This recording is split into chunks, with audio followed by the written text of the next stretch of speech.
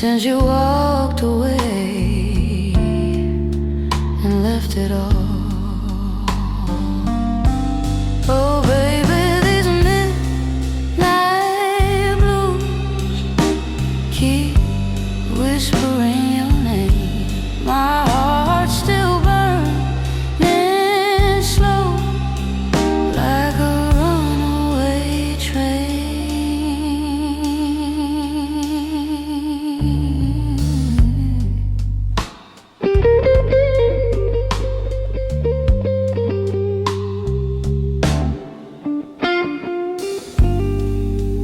Piano cries in every broken note.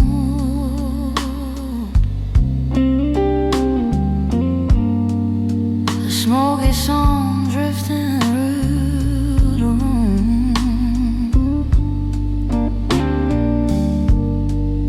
Your memory wrapped around my cold like a cold December gloom.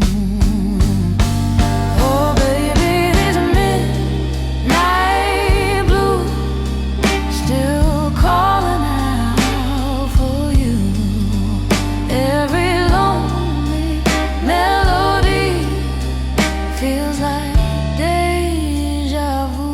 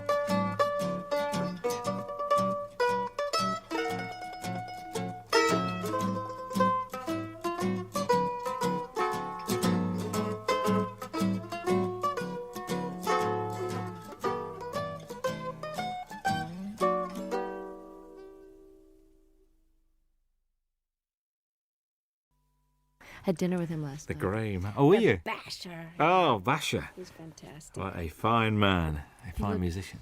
They've got a picture of him on the wall of this VH1 studio in Camden Road where we were, and he looked like a lemur, like, because he's just had really light blue eyes, and just the photograph looked like he was holding a guitar, and he just looked like one of those exotic Madagascar lemurs that only come out at night. It was just great. I used to run a little venue in the north of England, which was an old wooden pavilion that was been knocked down now, and we booked this band one night, and they pulled. So the agent said, "Well, I've got this other band called Brinsley Swartz. Do you want them to come?" Yeah. So we said, "Okay." So they turned up, and it was just brilliant. They went down a storm, and it was a really, really good gig. It was just amazing. Very, very good. Are we rolling? He's Okay. one of a kind, really. One of those people that you're just so glad he's around. Paul Carrick as well. Great guy. Well, Bonnie. We're still here with our same jobs. I knew you were going to It's say a miracle, isn't it? that. A live album. And about time too. Tell me about it. Yeah. Not from lack of wanting. Really? So why now? A couple of reasons. I've been being besieged by people over the years that say, your live shows really capture you, and if only you could get one out, you'd really come across. And I was all ready to do one because of, Little Feat years ago had that great Waiting for Columbus album, and it really broke through and captured them in a way that the studio ones, although those were great too. And I just have been waiting and waiting, but the situation with Warner Brothers where I was for the first 9 albums up until 82, I was with Warner's, and I wanted to do the live record after my 8th record, and it just they didn't really feel, and neither did I, that the promotion for it went well, to put it mildly. I'm trying to be polite. And radio really stopped playing any kind of progressive format, so I was basically shunted off into the hinterlands of fringe music. And even though I was selling well in my concerts and my core audience bought my albums, it wasn't the right label situation to put out a live record because they didn't care enough, frankly. So it took me a while of waiting to get on a new label, and then God knows after the Grammys hit, things have been really great with EMI Capitol, and I wanted 3 studio records under my belt to draw from great songs that people would be familiar with. And I've been basically planning to have this lineup of guests for a long time now. And finally, I've got the great band that can play the songs as well as the ones that play in the studio, because most of them are the ones that are on the records. Indeed. I can't believe that these friends just happened to be around. There must have been a lot of phone calls going out to get all these guests on this album. Well, you've got to plan because people's schedules are way in advance. I mean, I know what I'm going to be doing 5 years from now almost. So everyone's booked and everybody's got their own album schedules. And Jackson said, I'm going to be recording, but it's if you can film and record in California, I bet you I can fly up for the day. Hornsby had already made room in his schedule for me. And this was planned in March in order to secure the mobile truck. The concert venues go on sale, at least a couple of months before. And, of course, the film crew, we had 9 35-millimeter camera, film for 2 days. So, that's almost $1 million type of proposition just for the film alone to film the 2 nights. And so, yes, it had to be way planned and approved and paid for in advance. But I must admit, the sound of the album is one of the best live recordings I've ever heard. Oh, fantastic. And I'll tell our engineer that because he worked his off trying to make it. Because I'm not a big connoisseur of live albums. I mean, I listen to James Taylor's and Peter Gabriel's and of course, Little Feats I play a lot. And I have some live Westwood One radio programs that I've listened to and gotten copies of live performances where I've missed someone's tour. But I really wasn't an audiophile enough to know that it turns out, I found out from doing interviews, that most live albums get listened to once and put on the shelf. So Ed said, he really wanted to go for, making this the best live sounding record he's ever heard. And he studied a lot of them about how much echo in the room echo to leave in and how much clapping between songs and how much talking, where there was a lot of deliberation that went in. And of course each song is from sometimes a totally different night in a totally different hall. So there's a lot of post-production work that went into this. And it works so well. A couple of things. Vince Gill has described you as the wildest lady he knows. All right, Vince. What do you think about that? I think he's the guy that all of us would love to get wild with, actually. He's the nicest star Well, actually, Brian and Bruce and Jackson, my special guests, are pretty nice too. In the unneurotic field, you know what I'm saying? Like people that are just folks when you meet them. I don't know if that was your impression, but I know that Vince and I, over the years, I mean, when he was in Pure Prairie League and I was still on Warner's, we ran into each other and we actually did a duet together when he was first a solo act. We did a song called "Let's Do Something Even If It's Wrong," and he and I were both kind of wild. I don't mean that in a biblical sense. I just mean, wild rockers. We didn't get into this line of work because we like to go to bed at 9 o'clock. Well, you don't start till late anyway, do you? It's not late. You know what? I get up early when I'm off the road. I like the daytime hours because if you're not up partying at night, there's really no reason to be up past midnight unless you just get into one of those great moments when you can write and you're reflective and everybody else is asleep. But I've started to really like the early morning dawn hours.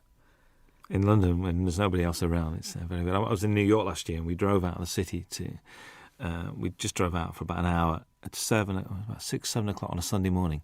Nothing in New York. Very strange feeling. I very, bet it was very bizarre. strange. I bet. Very, very weird. Do you think your marriage has given you a different outlook on life? Have you calmed down or not? Or do Michael and you have a sort of a thing, I don't think marriage has much to do with the calming down. I think just getting older, from your 20s to your 30s, there's a certain calming down, and I don't know about your life, but most of the rockers I know, and by rockers I mean not such as a musical categorization as in party as much as you want and can get away with kind of a thing. Like I would never jeopardize my job or walk around stumbling, and I never was one of those kind of visibly out of it kind of a person where people would comment on it. It was more like a private thing after the show, but lifestyle changes in your 30s are necessary if you want to keep your wits, your memory, your looks, and your health, not to mention the most important, which is your music.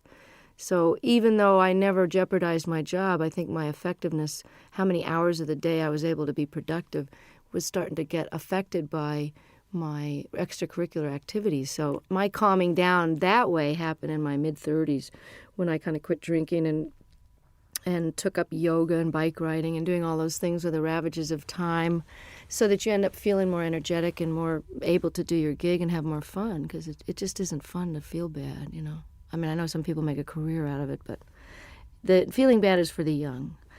And marriage has just been, it's a challenge, and it's very adventurous, and it's exciting to know that somebody's not going anywhere when you have a big row. But it's also comforting to know that there's a level of commitment that makes the rough times more doable, and that makes the sweet times very, very deep. And, the learning about each other and learning about yourself. Stuff comes up in marriage that didn't come up when you're living together with other, I didn't live with Michael until we got married. And you repeat patterns in your parents' marriage, whether you wanted to or not. And I found that to be a very big surprise because it didn't happen before until you get married. I think you hear those words coming out of your mouth and you go, there she is. There's that mom thing again. Bruce Hornsby appears on two very different songs on this album. Very much Thing Called Love and I Can't Make You Love Me. He's not only a great musician, but a really nice guy. And these two songs not only show the diversity of your talents, but also his as well. Was that why you asked him to play on those two songs? It was one of those things where on the tour we did together last year, we did a 4-month double bill of the Outdoor Sheds when my new album was out, and it's quite obvious that I just think the world of him. And he made such a difference on I Can't Make You Love Me, and then he invited me to play on and sing on his last record before this current one. Then we did the tour together, and as an encore, he came out and played the accordion, and he's a great practical joker, so it was a way to keep him off the monitor man's back, where he would probably have given me nothing but hi-hat and the monitors and messed with my sound on stage. So I kept him out of trouble by having him on stage, and, he's my favorite singer and writer, I think. It's just, Prine and Jackson Browne and him, that's it, and Paul Brady. I Can't Make You Love Me, I can't even imagine recording live without him on it. So he was very gracious, and I just got to participate in his PBS special and got to play with Pat Metheny, the three of us on stage alone, singing The Tide Will Rise. And it was just absolutely a highlight of, my respect for those men is just unbounded. And his musicianship is far surpassing anybody in the pop world that I know. He's really as nice a person as he is a genius, too. Whenever I bump into him, it's like, and it's like he sits down and he talks and he takes time. Mm-hmm. It's never, so I've got to rush now. He's just one of those guys. And I thought his current album is very, very good. I do too. I mean, he's really a jewel, and such a normal guy, just like Don was. And it's interesting because I've gotten to know Brian the last few days more because we've been hanging out at the Top of the Pops. And he also is totally without any kind of ego attitude. And, he's not neurotic and paranoid or any of those stuck-up things that people get when they get to be a big shot. And I'm so lucky to have these guys as models because they've been famous longer than me. Hornsby came out of the box with big hits, and he's just nonplussed, totally regular guy. That's why you get on so well, because you're the same. You've got the same attitude, and that's why, and it shows. I reckon this record's great to listen to when driving. I mean, I've been driving around listening to this. I think it's brilliant. God, I'm so glad. It's so new that I haven't had reviews yet. So this is it. Give it to a friend. So go and drive around, listen to it, and it's great. A song on it, Shake a Little. New song to you. New song by the guy Michael Ruff, who wrote "Cry on My Shoulder" on Nick of Time, and. I listen to so many tapes of things where people have a cover letter that says, "This is so perfect for you. We've had you in mind," and then it's just dreck. So I appreciate the thought, but, I don't know whether to throw a bucket of water on them the next time I see them or just never answer their phone call. And then there's these jewels like Michael Ruff, who's a brilliant artist on his own and has never gotten the attention he deserves. And I think he's actually got quite a good career in Sweden going on for some reason. But he had 2 great records on Warner Brothers years ago, and the women are all mad for him because he's absolutely gorgeous. But what an unbelievable tune. I'm glad you mentioned it because I love it. I think it made a good single, actually. I was listening to it. I think so, too. A good single. Matters of the Heart is haunting. I mean, that's one where I think you mentioned this capturing the audience. You could hear a pin drop in that auditorium. They're all there as one, I think. I mean, and hadn't heard the song before, too. So that was really which is great. like, oh. Yeah. And, did you feel that was a special performance that night with them? Exactly. That was why we picked that night's performance. I mean, all the great part about recording 6 nights is that we really got the best performance of each one. It was hard to choose sometimes, but there was always one that had that pathos and a unity of, whether it was a spontaneity or just not thinking about it. Everybody forgot about the tape, and the audience, for whatever, it's almost like a great meal or making love. There's just that one evening where you're doing the same thing with your lover that you've always done, but it's just fitting and feeling perfect. And that this track has got a soulfulness to it, kind of a Ray Charles thing that, Michael McDonald is an incredible writer and singer. So the fact that to wrap myself around one of his songs like this is, you're as good as your material. And like I Can't Make You Love Me, this is one of those classic songs. I think what's nice about this record as well is it's not Bonnie Raitt's greatest hits live, which I'm so pleased about. It's a real, it's almost it's a comment and it's a reflection. Was that purposeful, the way you selected the songs? Yeah, and I'm glad to hear you say that. This is terrific that it's coming across, even in its shortened 1-disc version of the 2-hour concert. I mean, we were actually surprised, Don and I, when we had to narrow this down, that this played as well, and we almost like this order better than the ones with the extra 4 songs on it. I had no intention of doing a greatest hits because why would somebody want to buy it? Well, I suppose they would want to have all those so-called hits on one record, but why not try letting the songs go out the way they've evolved over the last few years? I mean, Love Me Like a Man, I recorded in 1972, and the guitar solo is never going to be the same twice. And certainly Have a Heart and Love Letter and different songs from Nick of Time, all of these songs have taken on their own character depending on the tour that we play them. Each tour, everything gets a little shifted by the band members, because just to keep it interesting, but also they just grow. Tempos are changed, Have a Heart has a kind of a South African guitar part on it, and that's partly because I've got one of the greatest guitarists as a foil now, George Marinelli, who used to play with Bruce Hornsby. So I wanted to add something different to the older songs and give people, we got 6 new songs, so it's a little bit of everything. I think so. Charles and Ruth, I'm pleased they're on there.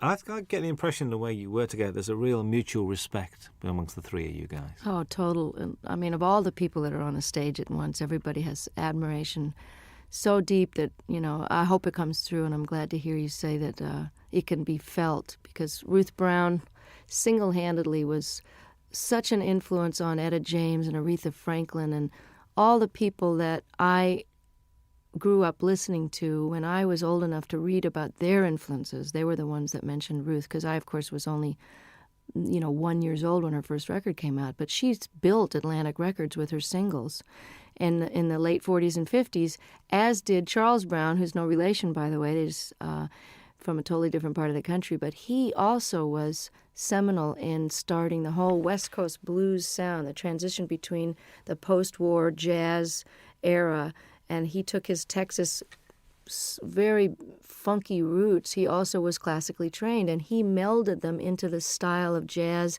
with the Art Tatum flavor and the beautiful classical music, to where Nat King Cole became famous based on the music that Charles Brown was doing. And, of course, Ray Charles is a direct descendant, although he doesn't credit Charles, and has never turned around and really helped him, nor have Chuck Berry and some of the other people that really grew up idolizing him. And I always felt it was strange that the great rhythm and blues artists and the white artists of today, who owe such an incredible debt to these pioneers, would not only not put them on the show, or at least throw some money towards the organization out of which they can get some health insurance, since they didn't get any royalties. Because this is the biggest criminal revelation I found out in the last 6 years, is that nobody before 1970 did get royalty participation. And we've just now gotten to the fourth large company to only now, 6 years after the organization was founded, to agree to pay a 10% royalty starting today, for example, as opposed to 30 or 40 years of lost royalties and 10 years of CD sales with no money coming, no health insurance. Every other industry has health insurance and takes care of their own, except ours. So this is a call out to the other artists that are listening and fans to make sure you support the reissues that are paying royalties, and don't buy the bootlegs, and don't sell the records direct. Send the money directly to the artist, believe me, before you rip them off for the third time. Absolutely. That's the Rhythm and Blues Foundation as well we're talking about. Yeah. Good to see blues on this. A fine tribute to Mississippi Frag McDowell. And I remember one night in the middle of winter going to Lancaster University, which is like in the middle of nowhere, because a friend of mine rang me up and said, "We've got to go and see this guy playing." I said, "What's it?" He said, "Mississippi Frag McDowell." I said, "OK, we'll go." Went along, there was 8 people there. But the guy putting it on loved him, and it was obvious. The guy running the gig said, "Look, I spent my money on this, and just come and enjoy yourself." Isn't that the greatest? Because Fred, I'm telling you, was the most exuberant bluesman. They always say, oh, they're so full of pain and grief. I mean, Fred loved to play more than anybody I ever saw, and they're just re-releasing I Do Not Play No Rock and Roll, one of the greatest double albums, and I think it was recorded here in London. I'm not sure if that was the one, or maybe there was just that in concert where he's wearing this Mexican poncho over a bright yellow sharkskin suit with a bolo, string tie, just unbelievable getup. And loved the girls used to just flock around him, these little white American and English girls just bat their eyes at him, and he loved it so much. Just like John Lee Hooker is just rolling around enjoying his success now, Fred was like that, and one of the greatest Delta bluesmen that ever lived. I mean, you say on there, you think these songs get better with age. Do you think your work gets better with age? I sure hope so. I mean, don't you think you're better at your job? Now you got more seasoning and humor and perspective and knowledge. I mean, I always think people, as they get older, if they're lucky enough to keep their wits about them and don't get too cranky and discouraged, that people's wisdom and opinion at 70, 80, 90 years old they're like gems, If you're smarter now at 45 than I was at 25, why won't I be even smarter at 65? So I hope that my music is richer and deeper and more accomplished. And I never saw B.B. King or John Reid or Pablo Casals or Segovia get any less with age. They just got more. Absolutely. You're always introduced, which I do like, as Bonnie Raitt and her band, including Hutch and Ricky now. I mean, they're part of the furniture. Hutch, how long's he been around? A long time. He's has the distinction of being one of the only white guys ever play in the Neville Brothers, although they've had a white guitarist for a while. He is so respected by every type of musician. You know, he played in Central America, lived there for a while. The New Orleans cats think he's just it. He lived in San Francisco, was in a band called Copperhead. He knows Celtic music inside and out and can play jazz, Algerian music. I mean, there's nothing the guy can't play.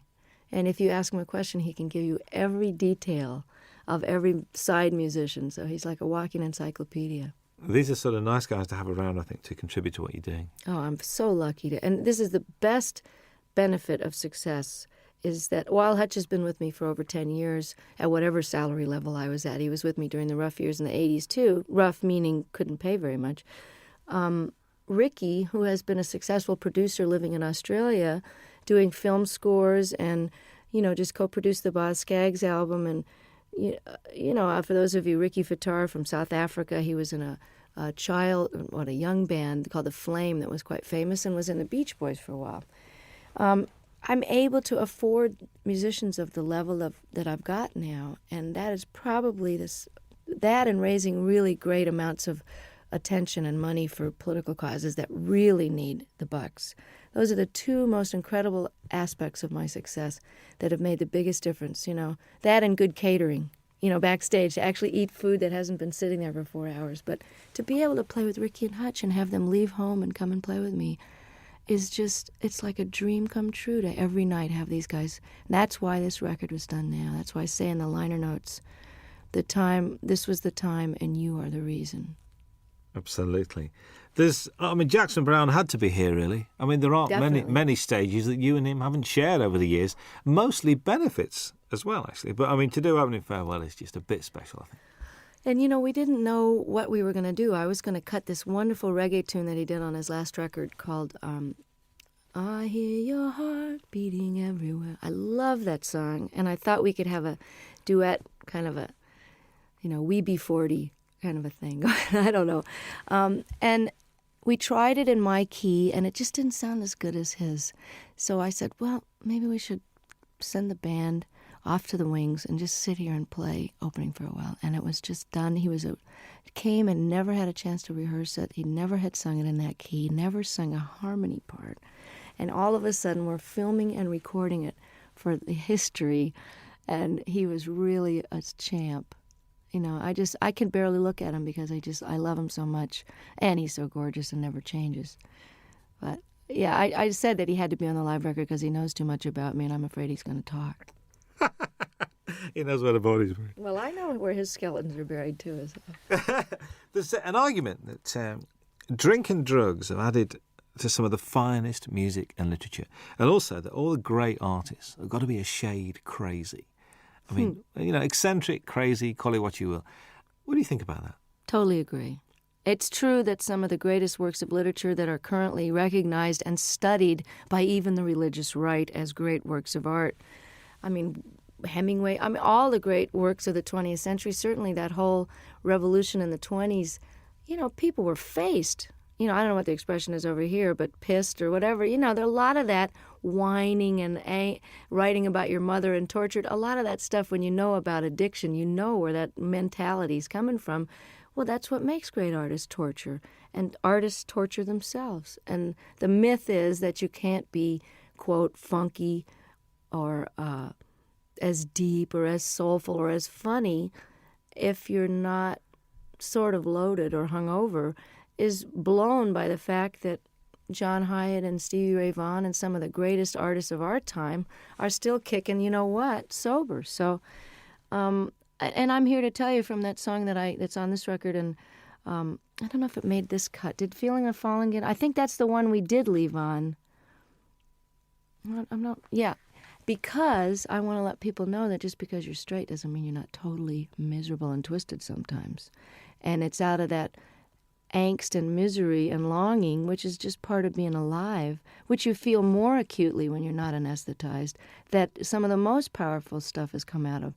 My guitar because it's excruciating to be awake. So it's just a different kind of art. If anybody thinks I'm not miserable, look again, And sometimes it's a lot easier to just toss a few back and forget about it, It's trying to be awake all the time that'll get you some good blues tunes. Most definitely. The old tortured theory goes out the window there. And there's this song with Bryan Adams. I mean, what's the story behind this? Did you call him or did he call you? Or if someone was to say to me, okay, you got a new album coming up, and, you've been on the road with Longing in Their Hearts, and you have this ballad here, and you found this Michael Ruff song, but you know what I'm really missing as a rocker? I just wish somebody that I really love would call me up. And, it was like the universe answered my prayer, and I get this phone call from Brian, who I haven't heard from for a few years, and he says, I wrote you this song with this woman, Gretchen Peters, and I hope you like it. It's on the way. I listened to it. It's like tailor-made, great lyrics, a tried and true topic, but set in a very clever way. You need a rock, not a Rolling Stone. Simple, straight-ahead rocker. And then on top of it, his album was postponed, so as we got closer to the live recording, I went, oh, it would be really great, as if he could sing this with me. And he did. He said, I'm coming. I just can't believe it. It's like for all the blues people that I helped and all the obscure songwriters I've done songs and talked about over the years, to have somebody like him who is really huge over here in Europe where I can't get arrested really. And, for him, he'll be doing for me what I'm doing for Ruth and Charles. So without any compromise and just pure admiration and love, and just love the guy's work so much, and I love him. And here I am getting to have this handed to me like Eric and Elton saying, hey, you want to be more known in Europe? We love you. Come on to the Wembley show. That's the payback, is that it all goes around in a big circle, and then I get more well-known, and I can bring Charles Brown over to Europe. So that's the way it works, Oh, that'd be very pleasant, actually. Very nice indeed. There's 3 songs that run together. There's Longing in Their Hearts, Love Sneaking Up on You, and Talking Heads, a storming version of that. All right. Were they the same night? Because they just run together. I think they are the same night, actually. But they were pretty slamming all. Sometimes we do Come to Me in the Middle, which we didn't have room for on the record. But again, you can get it on import probably. I always thought of doing Burning Down the House since I first got the idea. I've always wanted to cut the song, but I had no idea whether we would do it on this record or whatever. I didn't know if it would make the record. It was just one of those sound check into the last encore of the night. And by the time you're at the encore point, your fans are so nuts. You can basically play Rachmaninoff's symphonies and get away with it with a reggae beat. But I love Talking Heads. I love this song. Always heard it with slide guitar. And it's very similar in the clavinet part to Love Sneaking Up on You. So I had them as a segue, like half of Burning Down the House into Love Sneaking Up on You. And about 3 gigs into the tour, all the reviews were mentioning, and the audience was jumping up and standing. They were mentioning Burning Down the House. So Don suggested, he said, hey, why don't you just finish the song and flip the order and stick it on there and we'll put it on the record. And I said, no, nobody's going to go for that. And hey, I like it. Listen, it works really, really well. Kim Wilson guests on the album as well. When the Fabulous Thunderbirds are one of the best kept secrets in Europe, like yourself. Well, that's why I plan to change it. I mean, I'm really glad that by doing a record with Delbert on Luck of the Draw, that 5 million people have that album and now know who Delbert McClinton are, as if anybody's been asleep in a closet and doesn't know. The other great white singer of rhythm and blues is Kim Wilson, and one of the greatest living harmonica players. And Kim and I have been talking about doing this song and performing it together for years, since they first wrote it on a record tastefully entitled Butt Rockin', which I'd love to hear him explain that to his folks. Oh, son, what's the name of your new album? Well, Mom, we decided to call it, So if I can get Kim more exposure in parts in the, for the moment that I'm in the sun here, and just let people know how brilliant this guy is, I'll be able to die happy, because he is just incredible. You know what? Listening to this record, I do have a problem, because I'm not now going to be able to say to people, you mean you don't know who Bonnie Raitt is? This is causing me a bit of disturbance here, because it looks like the single's going to work, and if the album works, you've knackered a lot of the things that you know, had Bonnie Raitt is, and they go, who's that lady who sang that song. See, I'm enjoying coming over here and still being a cult artist, and that, now I'm getting all letters from the people in the States going, you were mine for 20 years, and now I really resent the fact that everybody knows who you are and they're playing you in the supermarkets. But I wrote the guy back, I said, hey, 20 years in small theaters, can't you cut me some slack? I get to have Ricky Fataar in the band and Hutch. Let me have a moment in the sun here, and while these rhythm and blues artists are still around, and while Kim deserves to be heard, let me show the rest of America about these guys. And I feel the same way about Europe. But if I'm a cult artist over here for a while longer, it would just be very nostalgic for me. I think so. It was a joy last time to walk into the Palace Theatre in Manchester and see it sold out. Wasn't that exciting? Joy. I'm inching my way to notoriety over here. And, I'm really thrilled that this record, that you think it's great, because I'm so proud of it. I mean, it took me a long time to get these songs together, and I took a lot of care in the mixing of it and the choosing of them. And I think if you're coming into me new, that you'll be able to get a good glimpse of what it was like before and some of the blues stuff. And, I don't think anybody should be determined by their latest single. So, I'm not a singles artist. So if you've never heard of me and you hear the Bryan Adams track and you like it, check out the rest of it, because there's a lot of good people on there that deserve to be heard while they're still able to play. I think so. I think how anyone cannot be moved by Jackson Browne's version of Stay, I will never know. And I just sang on his new record. It's just fantastic. Oh, there's a bit of to and froing, because you're on John Hyatt's record as well. Yeah, I know. Well, that's how it works. We all love each other, and, I'm so thrilled that they want me to come and play and sing on their record. There's a great band out in New Orleans called the Subdudes, and I'm on their new record, and it's a fantastic record. Support act on the tour, actually. Oh, that's right. If you got there early, That's right. They were over here in England. It's true. That's right with you.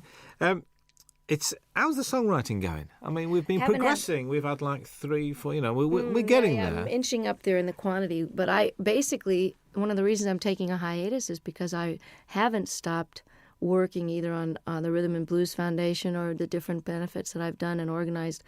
My own touring schedule, making up for all these years I didn't tour outside the United States. I haven't had any time to write, so it's time to go live a little bit so I've got something to write about. Because honestly, writing about the catering in my room in the hotel is not going to make it for a topic. And getting any more personal than I did on the last record would be a challenge, because I'm just going to have to figure out and take a break so that it's done from inspiration and not out of obligation. Mm. So does this mean that, I know because you're not a winter person, so come sort of spring, are you going to be treading these shores?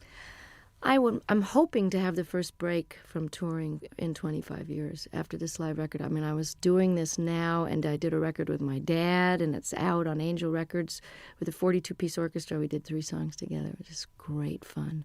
And I feel like I've done my bit with Charles and Ruth and Kim and done my major opus here. And it's time to take some time for me, because if you don't fill up and take some time off, there really isn't anything else to say. And I honestly don't think I'm going to be touring this next year unless for some ungodly reason, or perhaps truly godly reason, this record with Bryan and this record takes off in Europe. And then I'll be a brand new artist and come over and show people where it's really at. A brand new artist again? Yeah. Again. Well, I'm an overnight success, Robin, that. There's a description that I read. I'd like your comments on, really. After years of singing about broken hearts, faithless lovers and no good men, Bonnie Raitt entered the 90s at the peak of her already lengthy and impressive career. Has the 90s been good to you, do you think?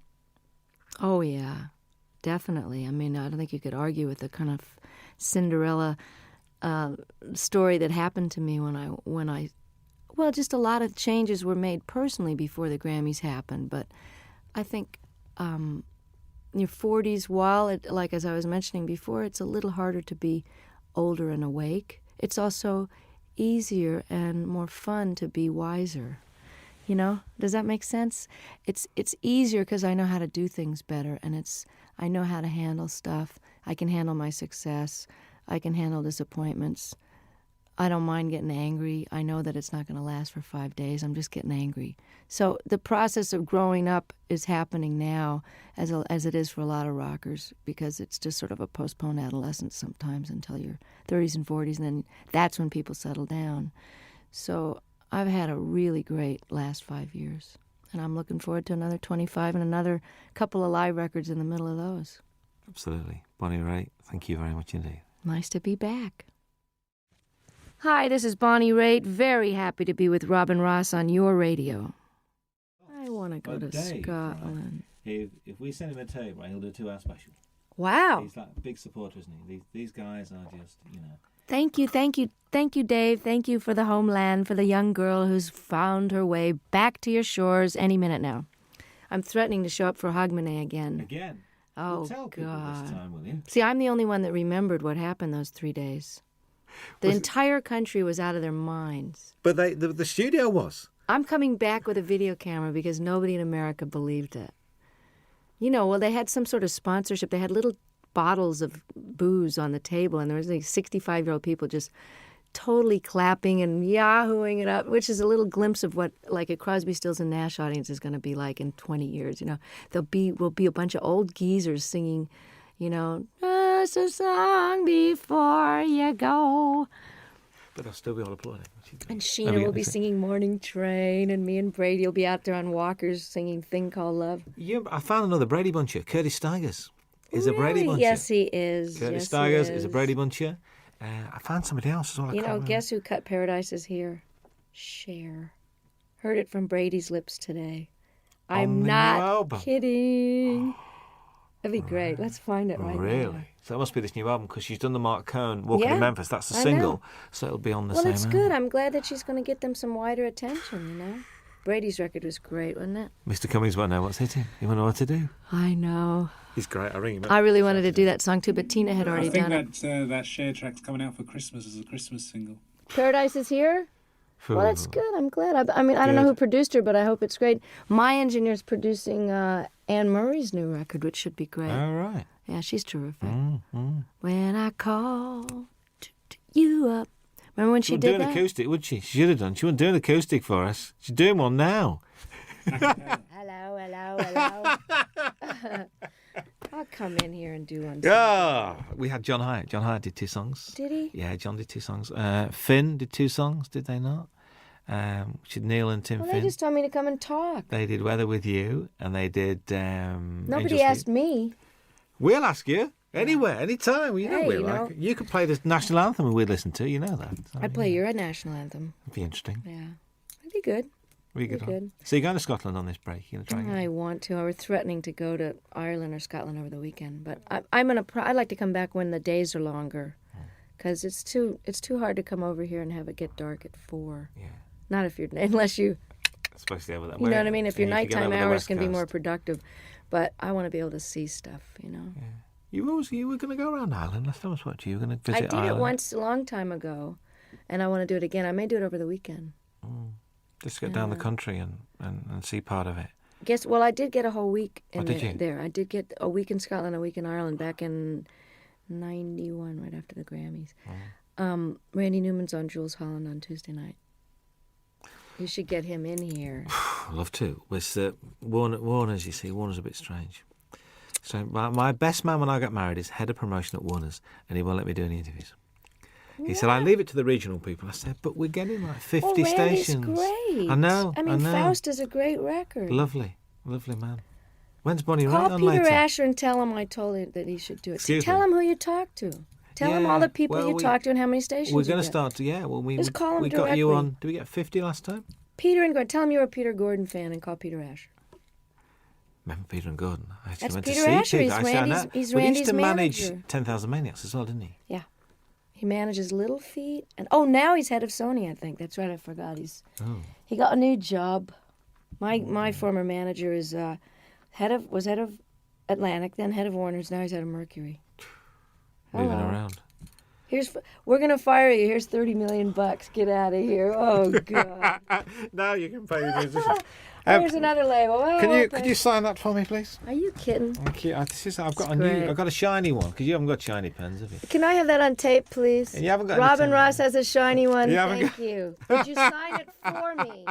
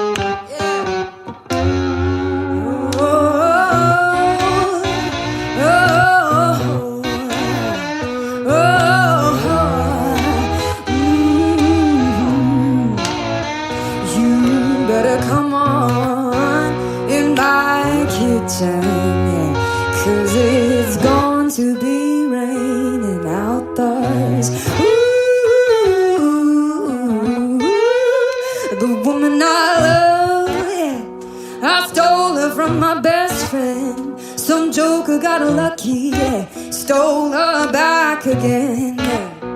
You better come on in my kitchen, hey, 'cause it's going to be raining outdoors. Ooh, the woman I love, yeah, I stole her from my best friend. That joker got lucky, yeah, and stole her back again. Hey, you better come on in my kitchen, 'cause it's going to be raining outdoors. Ooh, oh,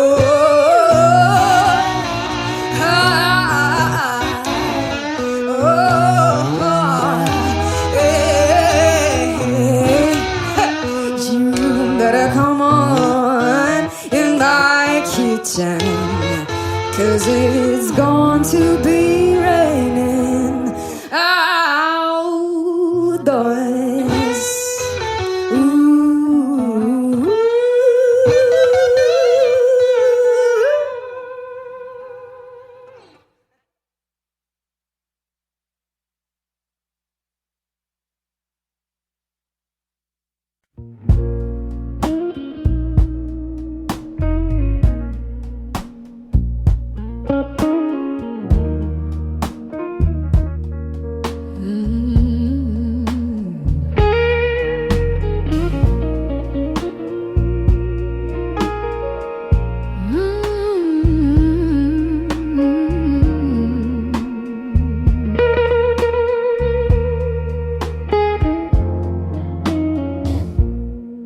The neon lights are fading low tonight. My lonely shadow dancing on the wall. A glass of whiskey, one more silent fight. Since you walked away and left it all. Oh, baby, these midnight blues keep whispering your name. My heart's still burning slow.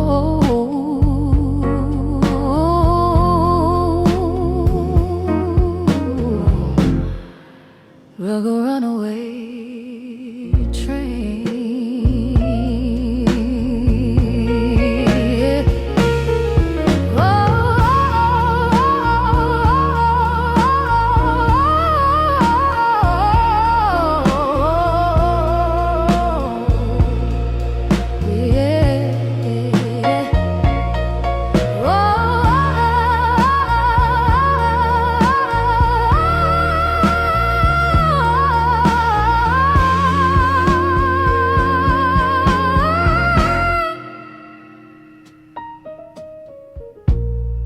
The piano cries in every broken note. A smoky song drifting through the room. Your memory wrapped around my coat.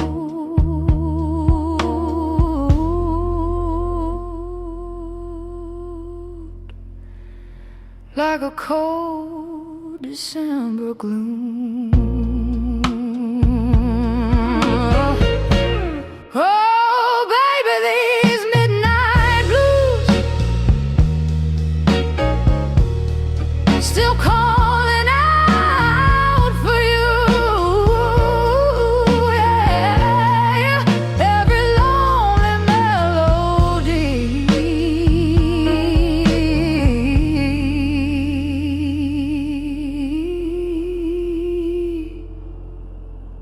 feels like deja vu.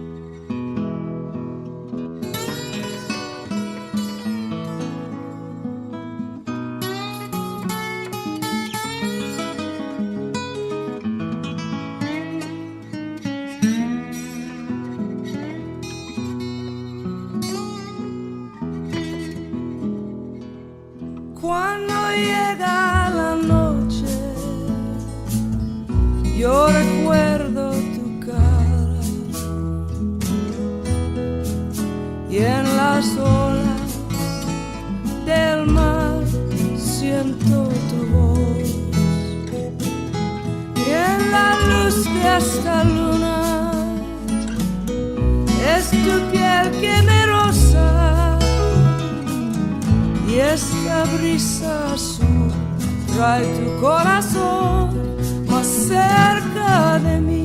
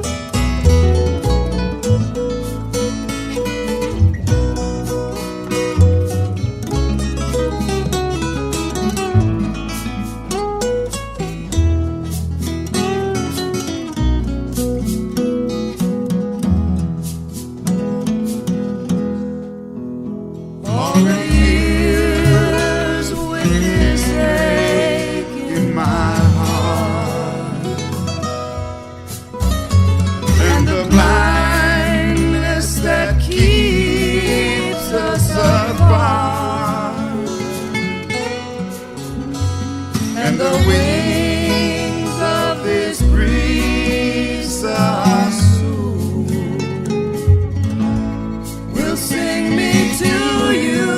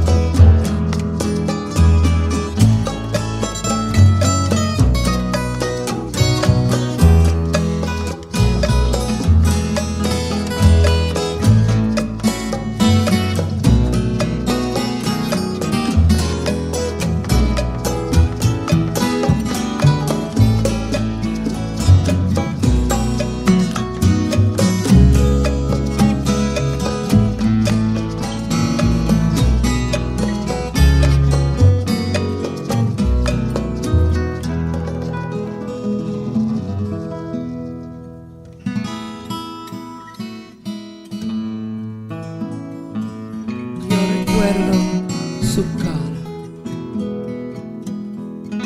y en las olas del mar yo siento tu voz, y la luz de esta luna es tu piel que me roza, y este brisa azul trae tu corazón más cerca de mí. Esta brisa azul trae tu corazón más cerca de mí.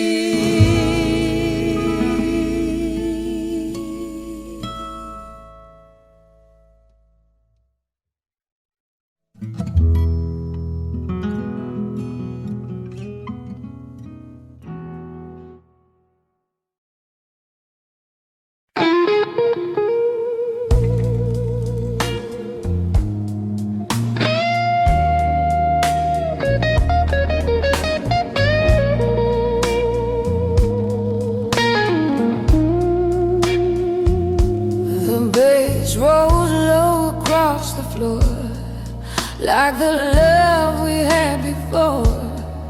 Every step I take tonight echoes in the neon light. Your memories, a rhythm slow, playing where I go. Oh baby, hear that low bass cry beating through my chest. Yeah.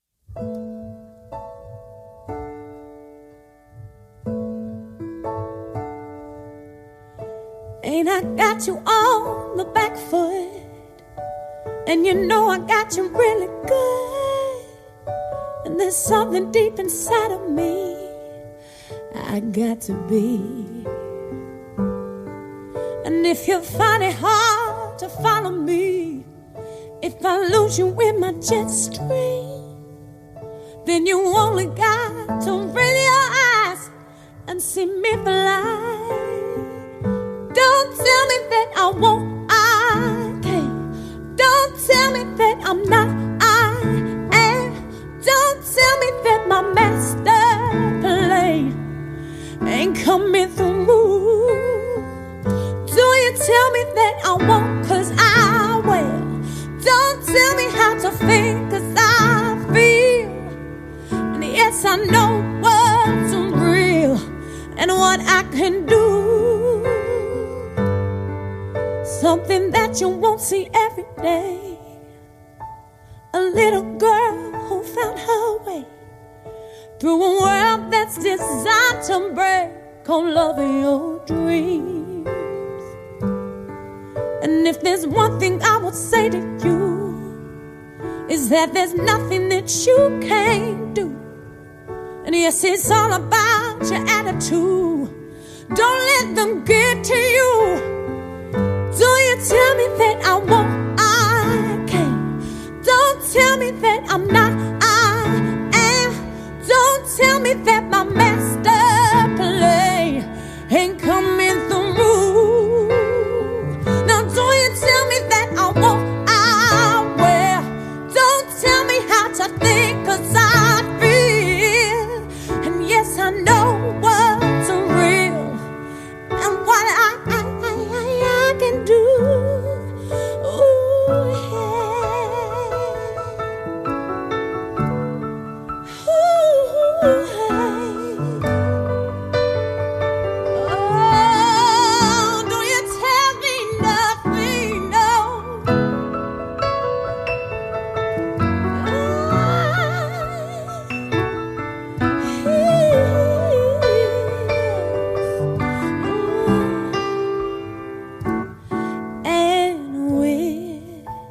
Singing in our own voice, we can make that choice to be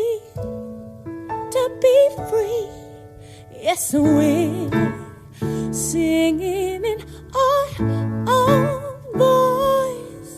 We can make that choice to be free now, to be free now. Don't tell me that I won't, 'cause I can't. That I'm not, 'cause I am. That my master plan ain't coming on through. It's coming on through. Don't you tell me that I won't, 'cause I will. Don't you tell me, 'cause I know what's real and what I can do. What I can do. I say, you sing, all right now. L-U-V. I love it. I'm nothing, yes I do. And there's nothing you can do here. Music. Ooh, L-U-V. I love it. I love it, I do. Yeah.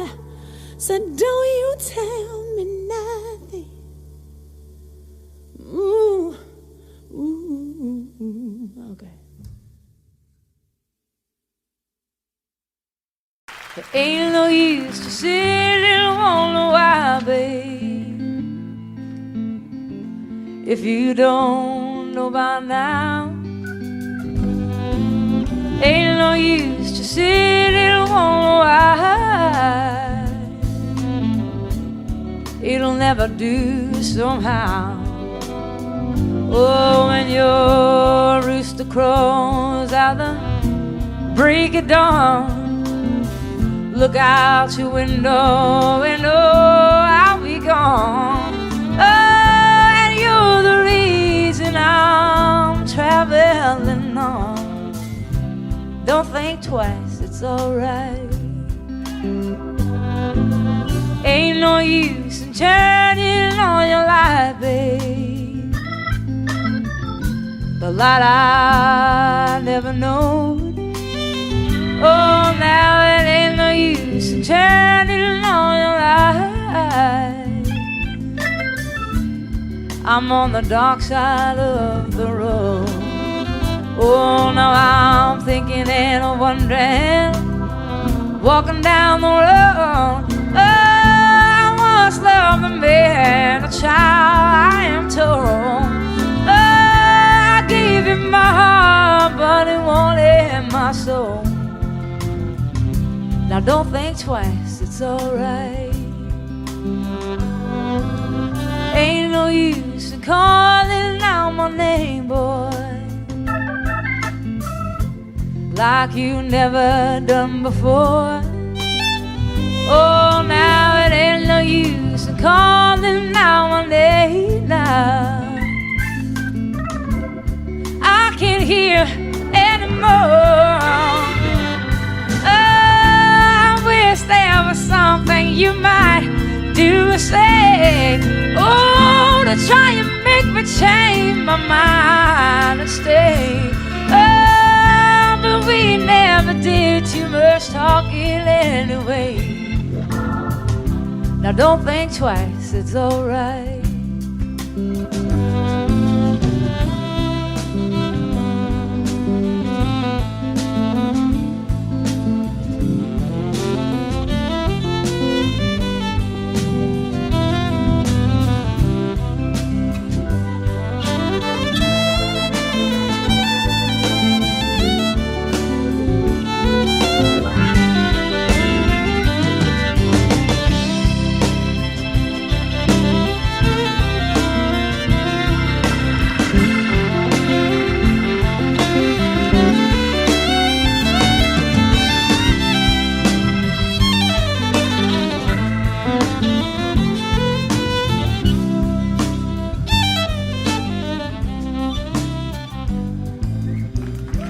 So long, honey, baby.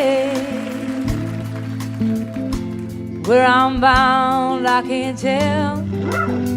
Oh, my goodbye's too good a word now. So I'll just say farewell. And I ain't saying that you treated me unkind.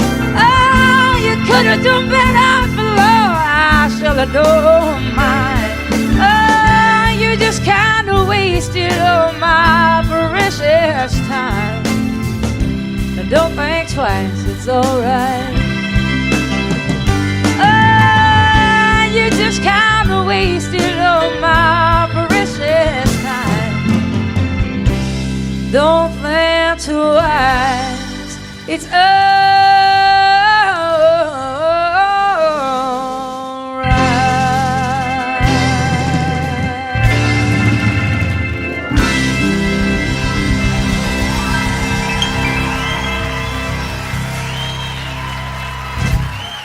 Thank you.